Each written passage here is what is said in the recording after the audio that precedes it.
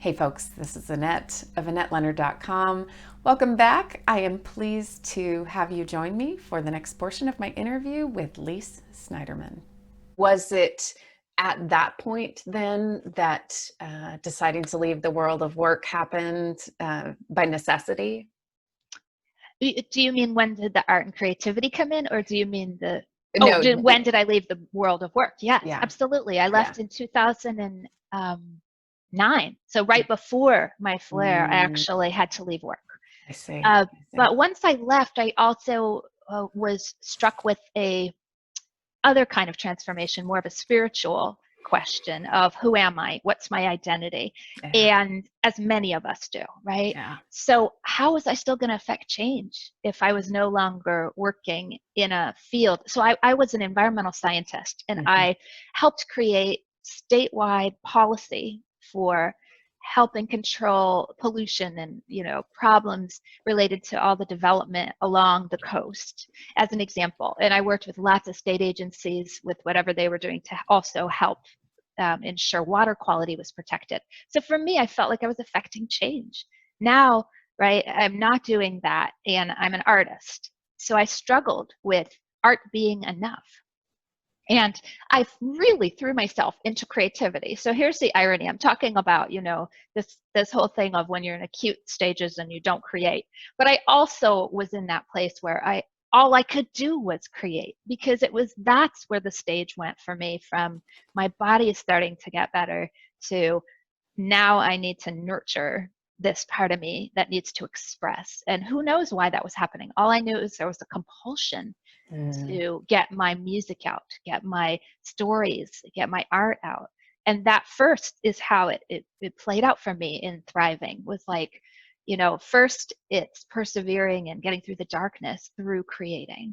Yeah. And, so many of us in this circle have had conversations about what creativity can do. I interviewed 45 different artists who created to heal.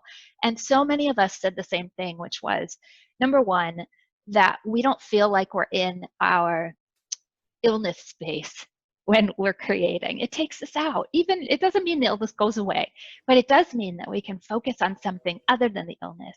And that just, I always think of it like time stops, or, we get into these places. Have you ever done something where you're so immersed where you forget to even do your basic needs, go to the bathroom, have food or drink, because Yes, you're just so absolutely. immersed? Yes, in flow, That's as it's Yes, often called. Yeah, yeah.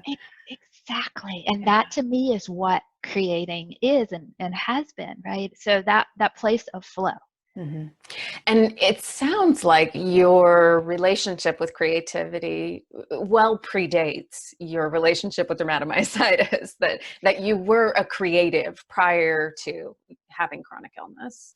I would call it definitely, just in terms of my go-to, but not Hmm. my profession. So I was a Uh-huh. singer-songwriter Uh-huh. before dermatomyositis. Like my first album was 2006, I believe, an EP. So even before '08. But Hmm. I was sort of I was very interested in all kinds of creativity, like I was saying, lapidary class, right? I was dabbling in different things.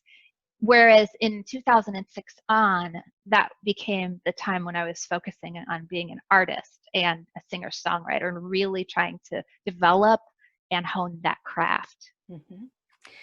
And uh, once you became ill, and as you have said, got through the acute phase of your illness and started rehabilitation and relearning the things that fell away when the disease overcame you, what in you knew that you needed to turn to creativity, or what was the spark that said, this is the way? What was the genesis of all this? Do you know?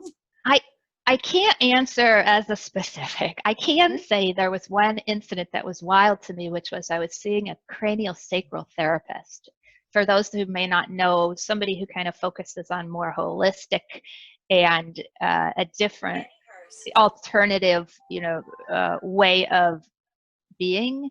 So when I sought out this cranial sacral, it's because I was having so many problems and muscle weakness issues that I was trying to look outside of Western medicine for some responses and help.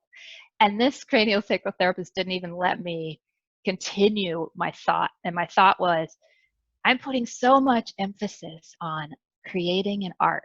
Is that emphasis I should put into healing instead? And she wouldn't let me finish. She's like, art and creativity are your healing.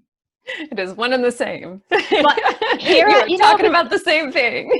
But okay, there's this huge, profound thing that happened for me. And we can either talk about it now while it's really exciting and I want to talk about it, or we can talk about it a little bit later.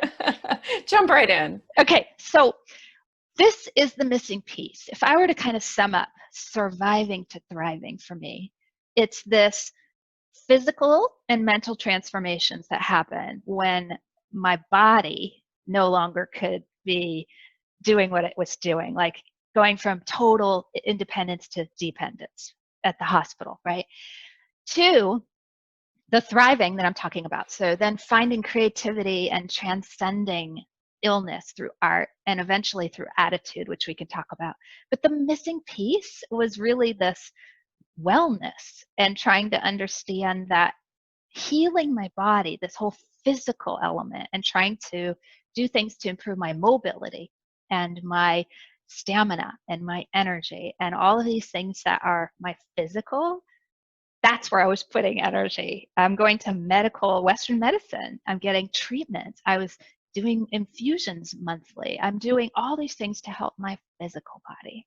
So that recognition of, wait a minute, this whole thing, for me has to be about something bigger than just the physical body. And that shift didn't happen until way later, and I just want to note that now because that was a huge missing piece. Yeah. The sort of goes to what this podcast is all about, that whether or not I am ever healthy again, I can be well. I love that. Yes. Right. Join me again tomorrow for part 3 of my interview with Lise Snyderman. And if you have comments or questions, please leave them. And until we're together again, thanks for being here and be well.